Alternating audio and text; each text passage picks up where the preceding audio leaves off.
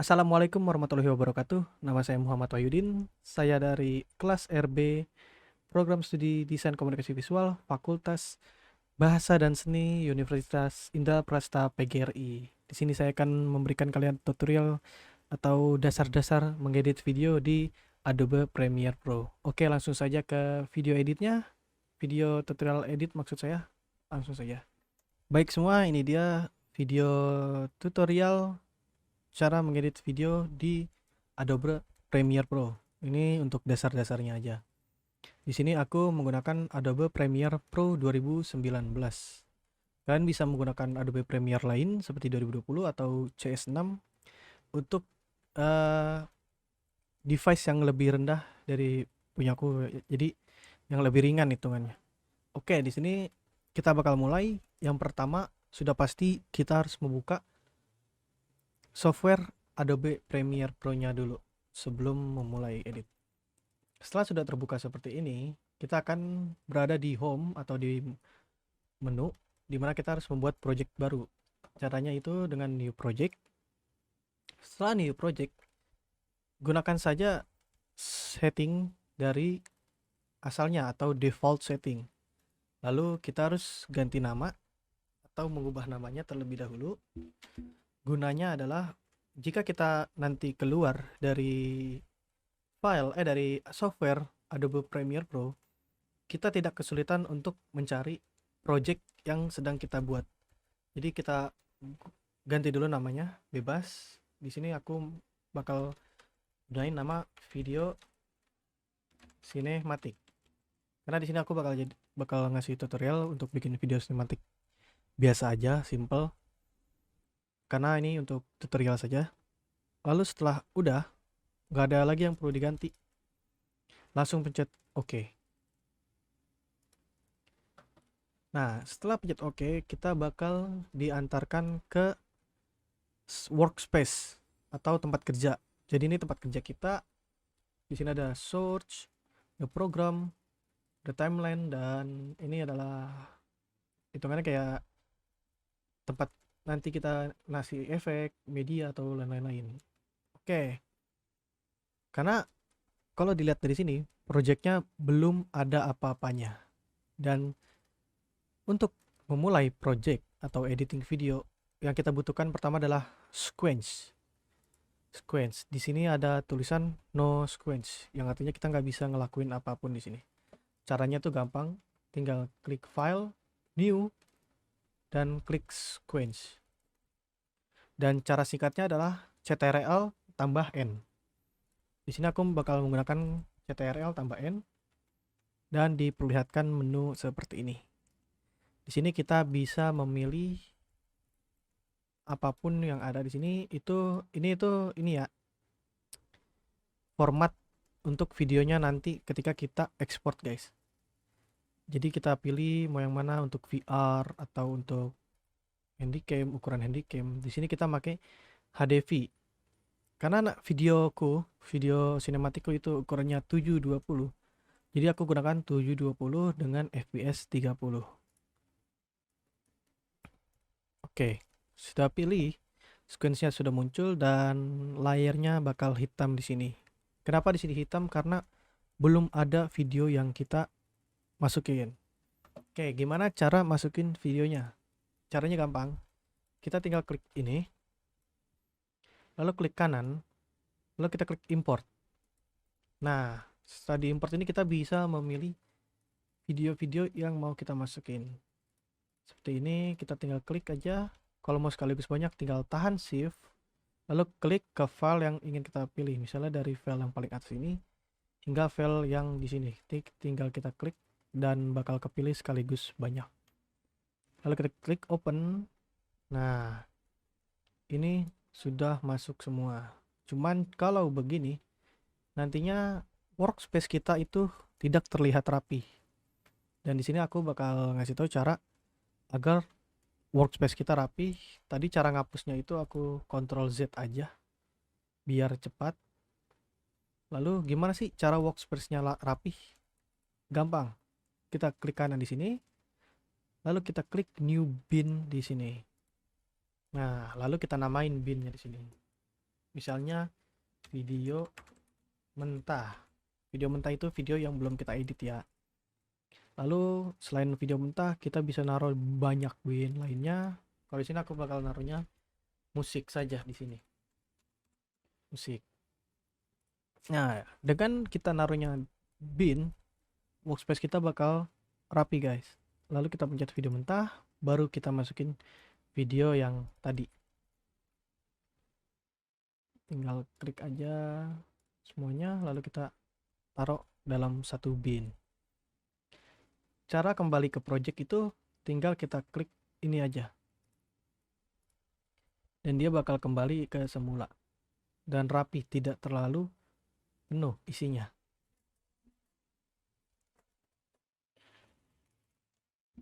Lalu selain dua bin ini, sebenarnya ada satu bin lagi yang dipersiapkan, yaitu bin NAS, dimana nanti kita bisa naruh NAS video. NAS video itu nanti aku jelasin di selanjutnya. Yang penting kita siapin dulu NAS video. Oke. Saya itu aku masukin musiknya. Aku gunakan musik dari YouTube, Library, di mana musik itu gratis dan tidak akan terkena copyright untuk video-video kita nanti jika kita post di YouTube. Itu semuanya aman. Oke. Setelah semuanya sudah dimasukin, kita akan mulai proses editingnya. Caranya tuh kita klik video mentah, lalu kita pilih salah satu video yang mau kita jadikan videonya nanti. Mungkin aku bakal pilih ini. Oke. Cara masukin video itu gampang. Ada yang bisa dimasukin langsung seperti ini. Kita tinggal klik override dan videonya akan masuk di sini. Dan cara keduanya itu di sini tinggal kita delete saja, pencet del atau delete di komputer kalian. Cara kedua itu kita harus menentukan waktunya, waktu berapa yang kita perlukan. Kita menggunakan mark in dan mark out dengan shortcut huruf I dan huruf O. Misalnya aku pengen mulai dari sini, aku pencet I di sini, lalu aku geser sampai detik ini, lalu aku pencet O. Nanti ketika kita override, video yang masuk hanya di detik itu saja dan tidak akan terlalu lama. Oke, di sini aku masukin videonya terlebih dahulu.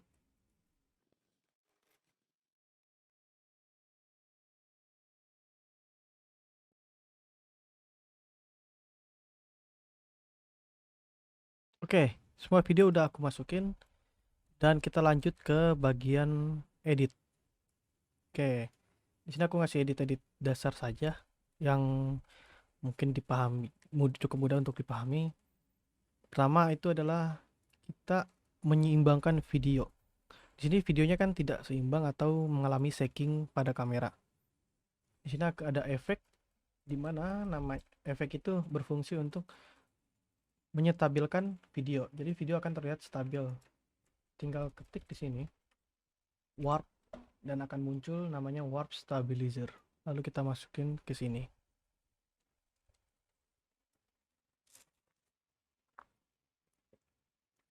Kita tunggu. Untuk warp stabilizer sendiri, kita jangan gunakan terlalu banyak.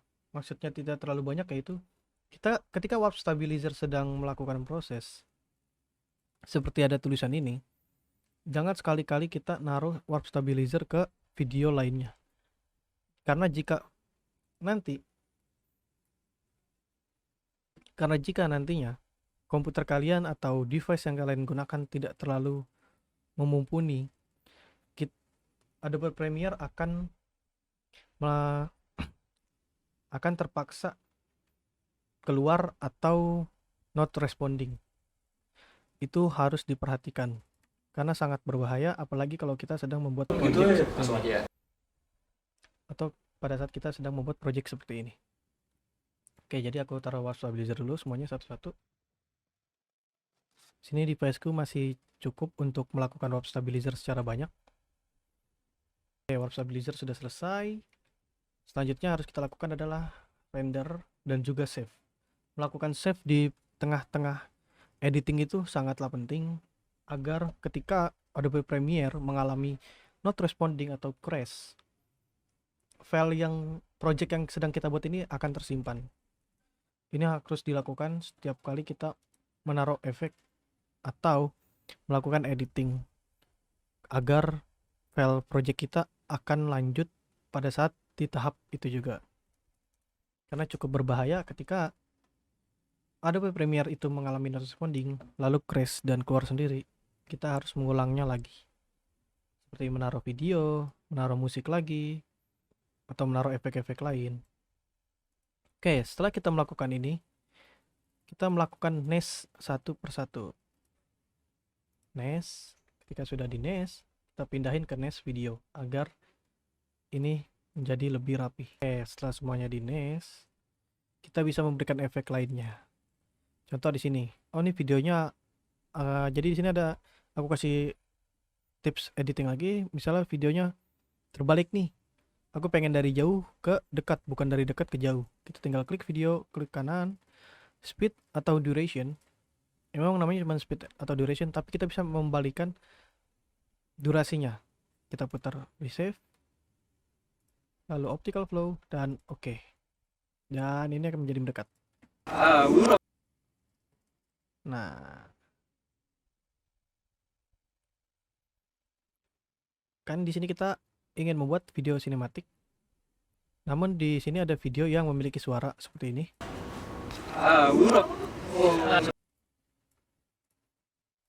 Dan caranya itu tinggal ke audio 1, lalu kita klik M, mute track, dan videonya sudah tidak memiliki suara. Ya, oke. Kalau ada seperti ini, saatnya kita naruh transisi. Caranya gampang, kita ke efek, lalu kita klik video transition. Di sini ada banyak video transisi, dan kita juga bisa menggunakan plugin dari internet. Tapi kalau tidak perlu, tidak usah, kita bisa menggunakan yang sudah ada. Di sini aku pakai yang udah ada aja. Aku bakal pakai Diptublack di sini di awal agar seperti ini hasilnya. Yap. Lalu di sini kita pasang cross dissolve agar begitu.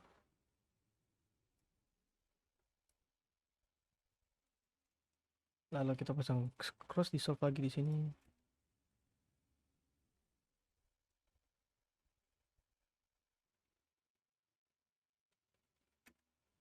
Kita pasang cross dissolve di seluruh video. Lalu di akhir kita pasang deep to black lagi agar di akhir gelap. Oke, setelah semua efek dipasang, lakukan sequence lalu render. Oke, rendernya sudah selesai. Lanjut ke sudah selesai gini, kita save dulu untuk berjaga-jaga agar tidak terjadi crash pada saat proses editing.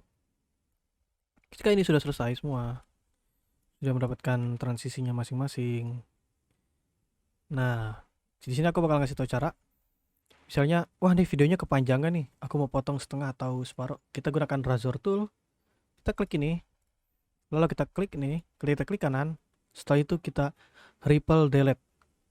Fungsinya ripple delete dengan delete biasa itu sangat berbeda. Kalau delete biasa itu kita pencet tombol del, hilang seketika. Namun kalau kita pencet klik kanan lalu ripple delete, video yang ini dengan yang ini akan menjadi satu lagi. Seperti ini. Lihat, mereka menjadi satu dan berdekatan. Namun di sini aku tidak ingin lakukan itu dan hanya memberitahu gunanya ripple delete dan delete biasa itu sangat berbeda. Oke, selanjutnya di sini aku bakal ngasih tahu cara masukin musik. Tapi sebelum itu kita nest dulu semuanya. Oke, ketika sudah selesai semua, selanjutnya kita bakal masukin audio atau musik atau background musik. Di sini kita ada dua, tinggal kita pilih yang cocok dengan lagu yang mana.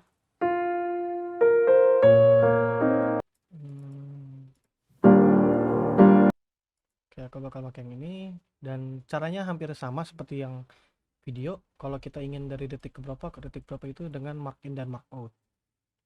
Misalnya di sini video kita cuman sampai 28 detik. Oke, jadi aku di sini cuman buat contoh aja. Aku mau pilih sini, lalu aku akan jalan ke 28 detik. Lewat dikit.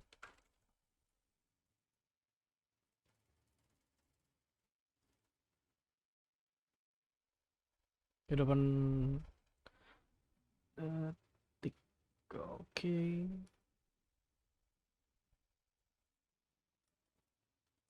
Mark out. Lalu sini ada tulisan drag audio only. Kita bisa narik videonya, audionya ke sini dan kita taruh. Nah, jika audionya kelebihan, kita bisa potong menggunakan razor tool sama seperti memotong video, dan kita bisa langsung delete seperti ini. Lalu kita klik dan kita pencet tombol delete. Oke, udah jadi nih. Tapi aku pengen audionya tuh dari kecil ke besar dulu di awal. Caranya gimana sih? Caranya tuh sangat mudah. Di sini ada crossfade dan fungsinya tuh hampir mirip dengan deep to black atau yang lain-lainnya. Jadi lagunya bakal dari kecil ke gede. Ya, kita bisa taruh juga di akhir agar dari gede ke kecil. Tinggal diatur aja mau di detik berapa dia mengecilnya, mau di detik berapa dia membesarnya.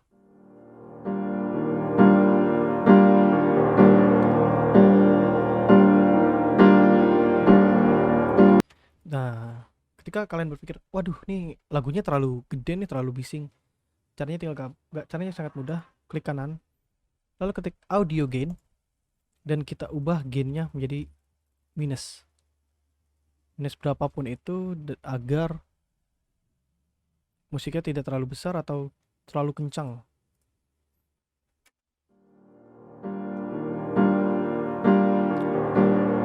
Oke, suaranya tidak terlalu besar. Ketika semua ini selesai, jangan lupa di save terlebih dahulu. Lakukan render lagi sampai videonya selesai. Kita lakukan rendernya.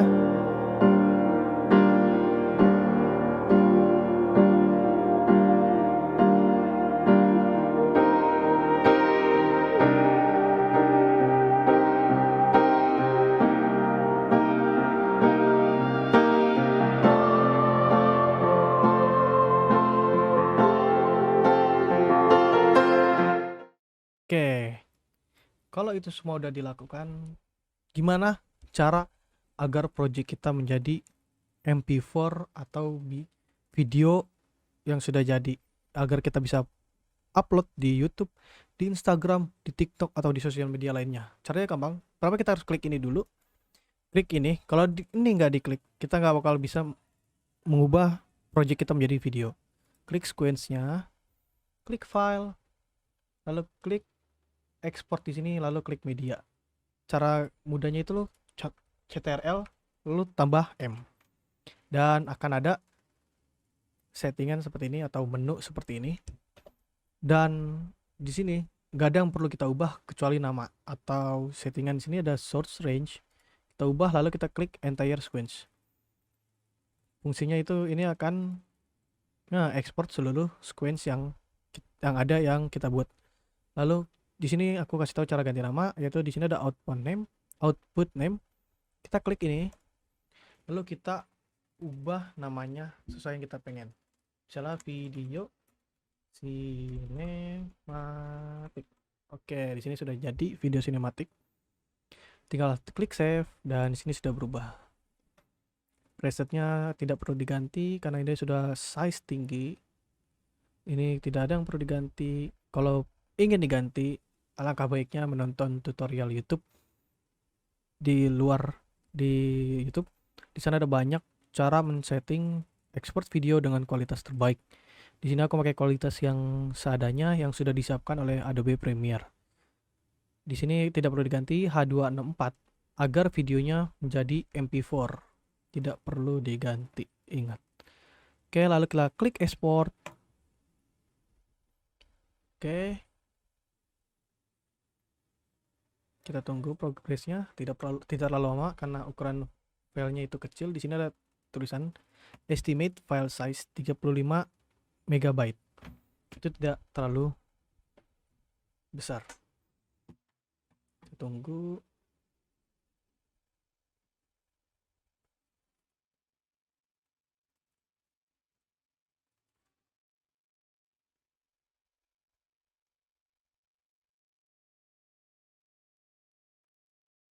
Oke, progresnya sudah selesai, videonya juga sudah diekspor. Jangan lupa projectnya untuk kita save. Fungsinya itu adalah kalau kita ingin mengubah nantinya, misalnya kita sedang membuat video untuk klien, untuk iklan, untuk film, atau untuk lain-lainnya, lalu video kita ada sedikit kesalahan, atau film yang kita buat, iklan yang kita buat itu ada kesalahan, dan dikomplain oleh klien, kita bisa mengedit ulang lagi dan mengubahnya lagi, lalu diperlihatkan lagi hasil selanjutnya kepada klien. Itu fungsi save. Oke, di sini aku akan memperlihatkan video jadinya. Di sini lalu klik video sinematik. Ini dia video jadinya.